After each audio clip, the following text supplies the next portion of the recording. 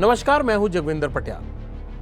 America, Israel और Iran के बीच चल रहे युद्ध को लेकर कई तरह के नैरेटिव सेट किए जाते हैं और बड़ा सवाल ये खड़ा हो रहा है आज दुनिया भर में कि ये संकट कितना बड़ा है और युद्ध कितना लंबा खिंचेगा। ईरान ने अपने इरादे स्पष्ट किए हैं। हमारी ईरान के टॉप ऑफिशियल्स के साथ एक मुलाकात हुई जिसमें कैमरे पर ना सही लेकिन लंबी बातचीत में इस तरह की बातें निकलकर सामने आई जिससे एक बात तो साफ है कि अमेरिका जो मान रहा है कि ये युद्ध 4 हफ्ते 5 हफ्ते में खत्म हो जाएगा, लगता ऐसा नहीं है। क्योंकि ईरान ने कहा है कि वो मरते दम तक, अपने आखिरी सिपाही तक, अपने आखिरी कतरे तक इस युद्ध को लड़ेगा और उनकी थ्योरी वही है, घायल हूं इसलिए घातक हूं।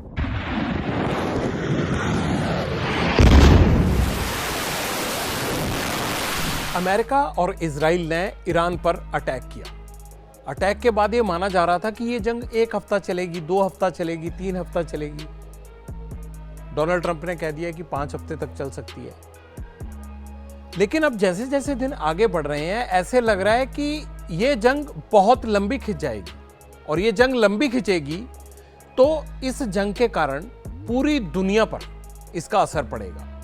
उस असर की वजह क्या है, कैसे आपकी रसोई से लेकर आपकी गाड़ी तक महंगाई की मार पड़ेगी, ये एक अलग मुद्दा है। लेकिन पहले वजह यह है कि ये जंग चलेगी कितनी लंबी। 5 हफ्ते में खत्म हो जाएगी, 6 हफ्ते खिंचेगी, 1 महीना खिंचेगी और 2 महीने और चली जाएगी। इसको लेके बड़ा सवाल है। आज की घड़ी यही लाख टके का सवाल है, मैं कहूंगा। तो हमारे पास ईरान की तरफ से वहां के जो बड़े अधिकारी हैं उन्होंने जो मुझे कुछ जानकारियां दी हैं वो मैं आपसे साझी करता हूं और उन जानकारियों के बाद आप ये आसानी से अंदाजा लगा जाएंगे कि ये जंग कितनी लंबी खिंचने वाली है। शुरुआत करते हैं एक एक करके। लेकिन जो ईरान ने पहली थ्योरी दी है उनका जवाब यह है कि घायल हूं इसीलिए घातक हूं। इसी थ्योरी पर चल रहा है ईरान ने सबसे पहले कहा है कि ये युद्ध वो नहीं चाहते थे और ना ही वो इस युद्ध को रोक सकते हैं। ये इजराइल और अमेरिका ने शुरू किया है और अमेरिका को हमले रोकने होंगे तभी ये युद्ध रुकेगा। क्योंकि ईरान ने ये साफ कर दिया है कि वो किसी तरह से नेगोशिएशन में नहीं जाएगा, ना वो डोनाल्ड ट्रंप से कोई बातचीत करेगा। उनके पास केवल प्रतिरोध ही एकमात्र रास्ता बचा है, यानी रेसिस्ट करना, जवाबी हमला करना, जवाब देना, जो उनके साथ हो रहा है उसकी बदले की कार्रवाई करना। उसके अलावा उनके पास कोई विकल्प नहीं बचा है। लिहाजा उन्होंने ये मान लिया है कि ट्रंप से नेगोशिएशन नहीं होगी। हालांकि व्हाइट हाउस की तरफ से यह बात फ्लोट की गई थी कि ईरान बातचीत के लिए तैयार हो सकता है, नेगोशिएशन के लिए अपना रुख दिखा रहा है। लेकिन आज ये बात साफ कर दी ईरान ने कि किसी भी हाल में नेगोशिएशन नहीं होगी। पहली इंपॉर्टेंट बात ये, अमेरिका कोई भी गलतफहमी ना रखे मन में कि ईरान आएगा, घुटनों पे झुकेगा, कहेगा कि बहुत हो गया, गलती हो गई थी, छोड़ दीजिए। तो ऐसी स्थिति नहीं है। ये ईरान के टॉप ऑफिशियल्स ने हमें साफ कर दिया है। उन्होंने एक बड़ी बात ये कही है कि आखिरी दम तक लड़ेंगे। इसलिए लड़ेंगे क्योंकि ये हमारी अस्मिता का सवाल है। हमारा सुप्रीम लीडर, उसकी हत्या कर दी गई, उसके साथ बहुत सारे कमांडर मार दिए गए, निर्दोष बच्चे थे स्कूल में। एक ग्रामीण प्राइमरी स्कूल था, वहां पर 7 साल से लेकर 12 साल तक के बच्चे पढ़ते थे, उन पर बॉम्ब गिराए गए, 160 बच्चों की मृत्यु हो गई। उनको मारने का हक किसको था? फिर ऑस्ट्रेलियन कोस्ट पर इंडिया के विशाखापट्टनम में एक इवेंट में पार्टिसिपेट करके उनका वॉरशिप जा रहा था जिसमें तकरीबन 140 नौसैनिक थे। उसको अमेरिकी पनडुब्बी ने मार गिराया और कहा यह जा रहा है कि दूसरे विश्व युद्ध के बाद अमेरिका की पनडुब्बी द्वारा किसी भी वॉरशिप को मारने की यह पहली बड़ी घटना है। जबकि ईरान का यह दावा है कि उस वॉरशिप का कोई लेना देना ही नहीं था युद्ध से। वो तो फरवरी के महीने में भारत आया था और भारत से लौट रहा था वापस अपने इवेंट में पार्टिसिपेट करके। उसमें ना आर्म एम्यूनिशन था, ना उसमें लड़ने वाले नौसैनिक थे। उसको निशाना बना दिया। सुप्रीम लीडर को मारा, निर्दोष बच्चों को मारा, एक वॉरशिप जो कि एक इवेंट में पार्टिसिपेट करके भारत से वापस लौट रहा था ईरान की तरफ, उसको श्रीलंकाई कोस्ट के पास मार गिराया। तो उन्होंने कहा कि ये कौन से परमाणु ठिकानों को ढूंढ रहे थे यहाँ पे। अगर अमेरिका ये दावा करता है कि हम परमाणु प्रोग्राम में लगे हुए हैं, तो इन घटनाओं से परमाणु प्रोग्राम का क्या लेना देना है। एक और महत्वपूर्ण बात ईरान ने कही। ईरान ने कहा कि जब नेगोशिएशंस चल रही थी, तीसरे दौर में पहुंच चुकी थी, जिनेवा में बातचीत हो चुकी थी, जून 2025 में जब इजराइल और अमेरिका ने पहले 12 दिन के लिए लड़ाई लड़ी ईरान के साथ, और यह दावा किया कि उन्होंने इनके परमाणु प्रोग्राम को नष्ट किया है, उसके बाद कोई सबूत नहीं मिले। एक साल में कोई ऐसा प्रमाण नहीं दे पाया इजराइल या अमेरिका जिससे यह साबित होता हो कि वाकई ही एक बहुत बड़े न्यूक्लियर वेपन की तैयारी में था ईरान। और ईरान का यह भी दावा है कि हम तो तमाम चीजें ग्लोबल फ्रंट पर लग चुके हैं आगे, कि हमारे पास क्या है क्या नहीं है, और उस बात की तस्दीक कर ली जाए। हम तो जिनेवा में नोट्स एक्सचेंज करने वाले थे रिटन तौर पर, और नेगोशिएटर भी इस बात से खुश थे, बावजूद इसके अटैक कर दिया गया 28 फरवरी को।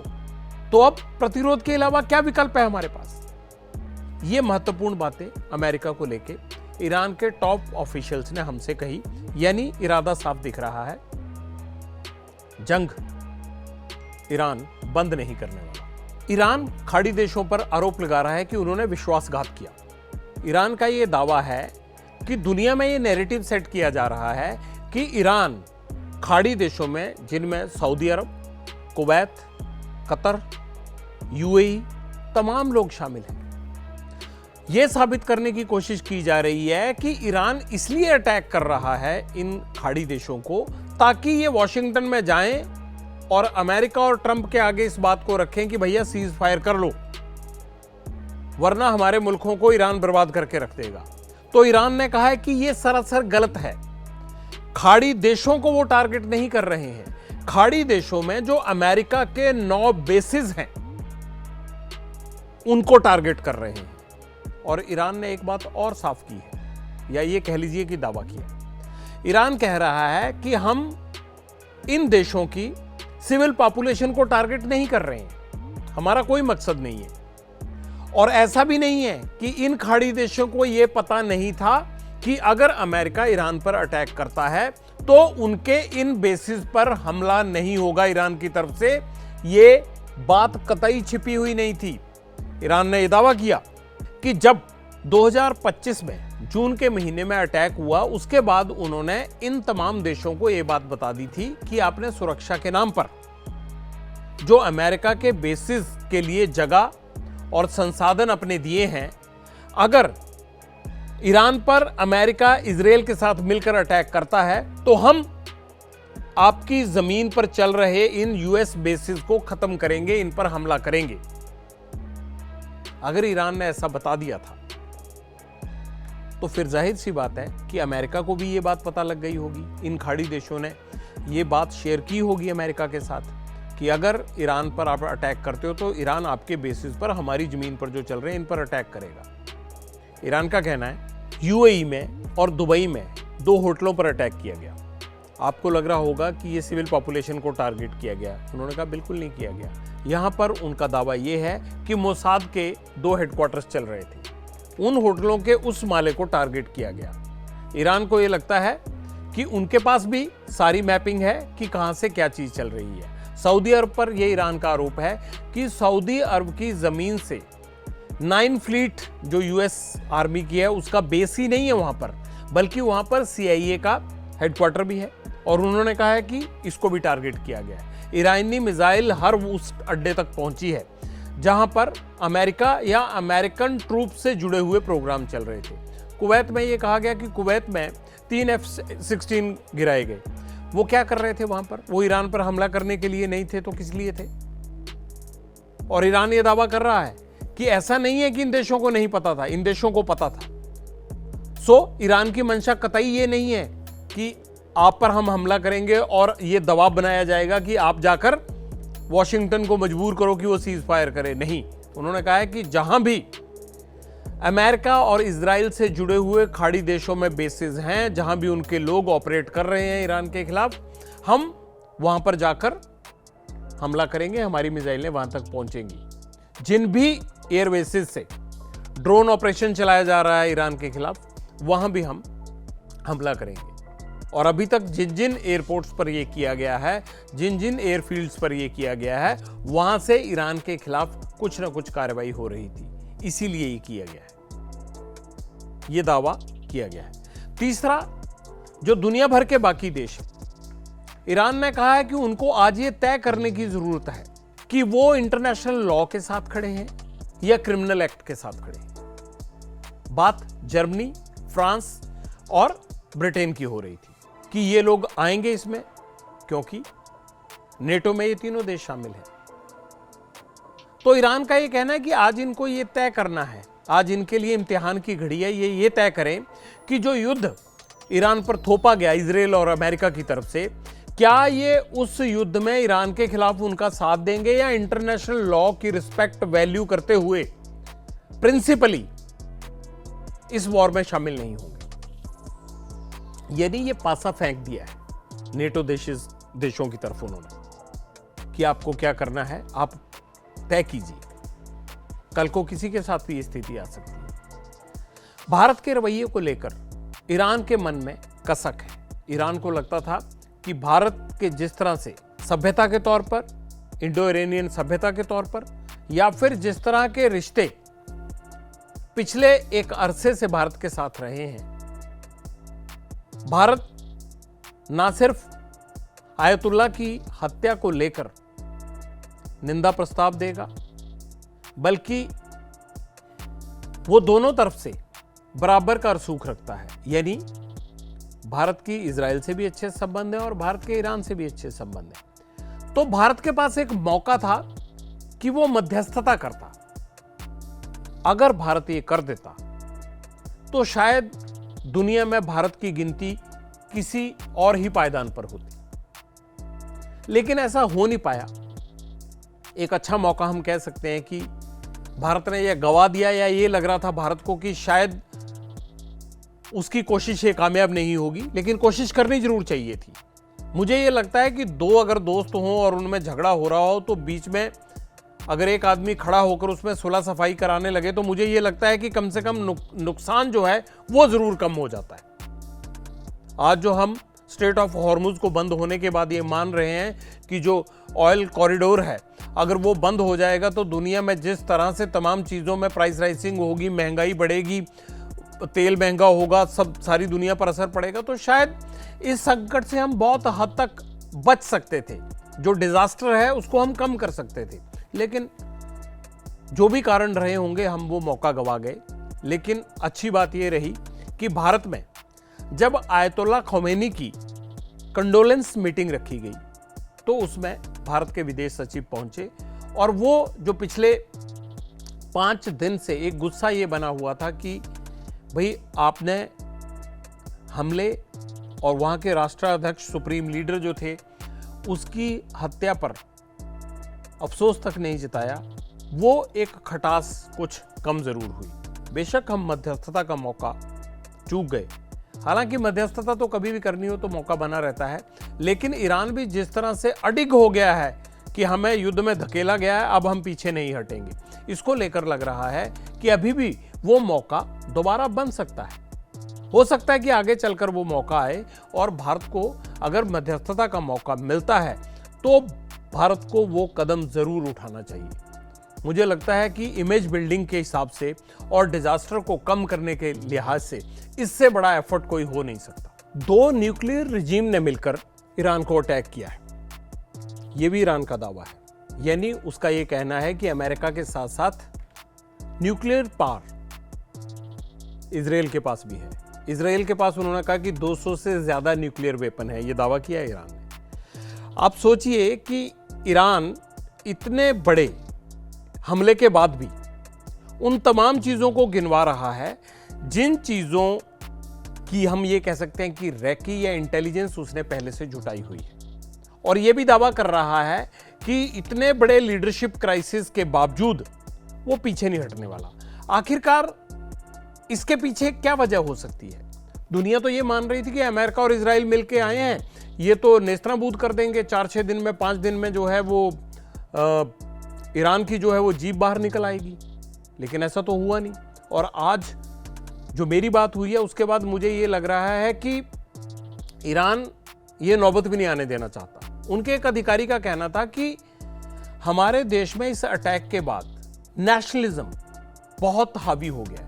जो लोग बिखरे हुए थे वो भी एकजुट हो गए, क्योंकि जिन बच्चों की मौत हुई जब उनको सुपुर्दे खाक किया जाना था, तो उस दौरान जिस तरह से एक हजूम भीड़ का उमड़ा, उसे देखते हुए लोगों को लगा कि इन बच्चों का क्या कसूर था। तो वो जो सेंटिमेंट है वो बहुत हावी है अब ईरान में, और मुझे ये लगता है कि वहां की सरकार इसे अपने पक्ष का सेंटिमेंट मान रही है। एक और आरोप लगाया ईरान ने। ईरान को लगता है कि ISIS और अलकायदा से जुड़े टेररिस्ट आउटफिट्स के लोगों को उनके दुश्मन देशों की इंटेलिजेंस एजेंसीज ईरान भेज रही हैं, ताकि वो वहां पर जाकर मौका पाकर सिविलियंस की किलिंग करें, और उससे ये माहौल बने कि एक civil war type situation create हो गई है, और जो मौजूदा सरकार या मौजूदा लीडर्स है वो लोग उन हालात को हैंडल नहीं कर पा रहे हैं। ईरान का ये कहना है कि हमने एक ग्रुप को पकड़ा है, विद वेपन पकड़ा है, और इस सारी थ्योरी को और इस सारी साजिश को हमने बेनकाब किया है। एक और पॉइंट आया कि सऊदी अरब को टारगेट किया जा रहा है। बहरीन को लेकर काफी खटास थी ईरान के अधिकारियों के मन में। एक सवाल आया कि एक डिफेंस एग्रीमेंट हुआ था पाकिस्तान का और सऊदी अरब का, और यह कहा गया था कि अगर किसी की भी एक की जमीन पर अटैक होता है तो दूसरा मुल्क अपनी उसमें मिलिट्री हेल्प देगा। लेकिन ईरान का यह कहना है कि इसमें लगता नहीं है कि पाकिस्तान इंटरवीन करेगा। मुझे यह लगता है कि पाकिस्तान इसलिए भी कोई पंगा नहीं लेगा। अगर देखा जाए तो ईरान के इतना नजदीक है पाकिस्तान की, उसको बहुत बड़ा खमियाजा भुगतना पड़ सकता है इस चीज का। दूसरी बात ईरान का यह कहना था कि यह सऊदी अरब पर अटैक नहीं है या उनके खिलाफ शुरू किया गया कोई ईरान का मिलिट्री ऑपरेशन या हवाई हमला या युद्ध नहीं है। यह तो सऊदी अरब की जमीन पर जो अमेरिका के बेसिस चल रहे हैं, जो अमेरिकन इंटेलिजेंस एजेंसीज के ऑफिस चल रहे हैं, जो ड्रोन ऑपरेशन चल रहे हैं, ये तो उन पर हमला है। सऊदी अरब से कोई लेना देना नहीं है, कुवैत से कोई लेना देना नहीं है, UAE से कोई लेना देना नहीं है। लेकिन ईरान पर हमलों के लिए जो संसाधन और जो अपने हिस्से, जमीन के टुकड़े, जो इंफ्रास्ट्रक्चर दिया गया है, उस पर हमले हैं। तो इसमें डिफेंस एग्रीमेंट की तो बात ही नहीं आती है कहीं। तो ये मसला भी एक सॉल्व हो गया कि पाकिस्तान इस युद्ध में आएगा या नहीं आएगा। तो अभी तक तो ईरान ने उस बात को खारिज किया है। एक सवाल और खड़ा हुआ कि अजरबैजान, जिसका कोई लेना देना नहीं था, और साइप्रस, जहां पर कि एक मिसाइल गिरी थी। तो ईरानी टॉप ऑफिशियल्स का यह कहना है कि साइप्रस में मिसाइल किसकी गिरी है, इसको लेकर अभी उनको स्थिति स्पष्ट नहीं है। और चौथी बात कि अजरबैजान के जिस एयरपोर्ट पर ईरानी मिसाइल के गिरने का दावा किया जा रहा है, और अजरबैजान ने ईरान के राजदूत को बुलाकर इस बात का प्रोटेस्ट भी दर्ज करवाया है, क्योंकि अजरबैजान का कोई लेना देना नहीं है। पड़ोसी मुल्क है जो अर्मेनिया और अजरबैजान है, ये बिल्कुल इराक के साथ सटे हुए हैं और ईरान के साथ सीमा इनकी जुड़ती है।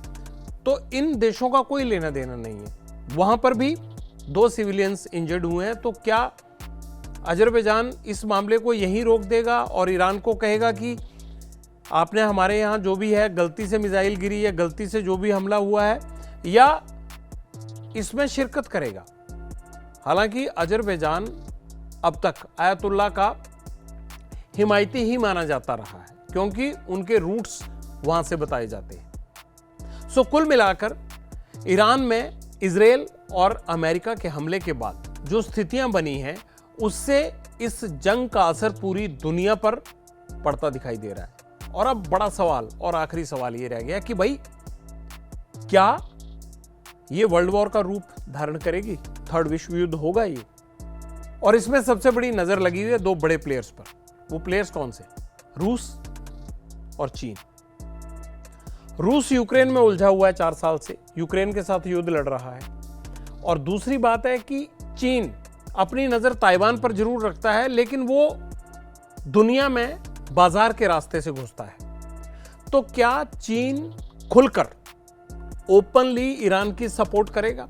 क्योंकि अगर आप ईरान की ऑयल प्रोडक्शन को देखें तो 30% से ज्यादा हिस्सा जो है वो चीन को जाता है। तो चीन जो भी उसको हथियार, गोला बारूद, तमाम चीजें सप्लाई करता है, आर्म एम्यूनिशन जो भी देता है, क्या उसकी डायरेक्ट सप्लाई शुरू होगी या अभी तक इतना स्टॉक ईरान खरीद चुका है उससे कि अगले कई महीनों तक उसकी जरूरत नहीं पड़ेगी? ये तो सब लोग मानते हैं कि ईरान का मिसाइल भंडार जो है वो बहुत बड़ा है और वो इतनी जल्दी खत्म नहीं होगा। अमेरिका ने तो ये भी कहा है कि उनके पास इतनी दूरी तक मार करने वाली मिसाइल बन चुकी हैं, बैलिस्टिक मिसाइल्स बन चुकी हैं, जो कि इस बात में भी कोई हैरानी नहीं है कि वो अमेरिका तक ना पहुंच पाए, यूरोपीय देशों को कवर कर सकती हैं। दूरी तक जो है वो मार करने वाली मिसाइल्स उनके पास है। तो ऐसे में रूस और चीन की भूमिका बड़ी अहम हो जाती है। अभी तक ये भी खबरें आ रही हैं कि ईरान के पास जितनी भी सैटेलाइट इमेजेस आ रही हैं उसमें स्पेस के अंदर चीन की जो भूमिका है, चीन ही उसकी मदद कर रहा है, चीन ही उन चीजों को प्रोवाइड कर रहा है। कम्युनिकेशन और सैटेलाइट में ईरान की मदद के लिए चीन सपोर्ट कर रहा है। लेकिन अगर खुलकर इस युद्ध में चीन या रशिया सपोर्ट करते हैं ईरान को, तो आज उनके अधिकारियों से मिलने के बाद मैं एक बात तो मान सकता हूं कि फिर उनका हौसला दुगना हो जाएगा। अभी भी उसमें कोई कमी नजर नहीं आ रही थी। जैसे वॉर होता है और लोग डरे हुए होते हैं और ऐसा लगता है कि न जाने क्या नुकसान हो जाएगा, इस तरह की स्थिति नजर नहीं आई। ईरान का यह साफ कहना था कि यह युद्ध उनकी मर्जी का नहीं है, यह उन पर थोपा गया है और इस थोपे गए युद्ध को इन दोनों कंट्रीज को जवाब देकर उनको अपनी अस्मिता की लड़ाई लड़नी है। अमेरिका और ईरान के युद्ध पर आगे भी आपसे इस तरह की चर्चाएं होती रहेंगी। जो भी सूचनाएं हमारे पास आएंगी हम आप तक पहुंचाएंगे। और बहुत सारी चीजें जो होता क्या है कि एक नैरेटिव सेट किया जाता है या एक माहौल बनाया जाता है, हर देश की तरफ से बनाया जाता है, और ऐसी बहुत सारी चर्चाएं होती हैं जिसमें यह नहीं पता लग पाता कि फैक्ट्स क्या हैं और वास्तव में हो क्या रहा है। तो इन तमाम चीजों के ये बादल को छांटने के लिए और सच्चाई और असली खबर आप तक पहुंचाने के लिए हम इसी तरह से हर पक्ष के अधिकारियों से, लोगों से और उन तमाम हुक्मरानों से मिलकर बातचीत करते रहते हैं जो अपना अंदर का अक्स बता सकें कि उनकी तैयारी क्या है, वो चाहते क्या हैं, उनके आवाम का लड़ने का मादा क्या है और उनकी तैयारी क्या है। इन तमाम चीज़ों को लेकर हम आपके सामने रूबरू होते रहेंगे और आगे भी इस युद्ध पर मैं आपको डिटेल्ड एक्सक्लूसिव जानकारियां देता रहूंगा। आज इतना ही। नमस्कार।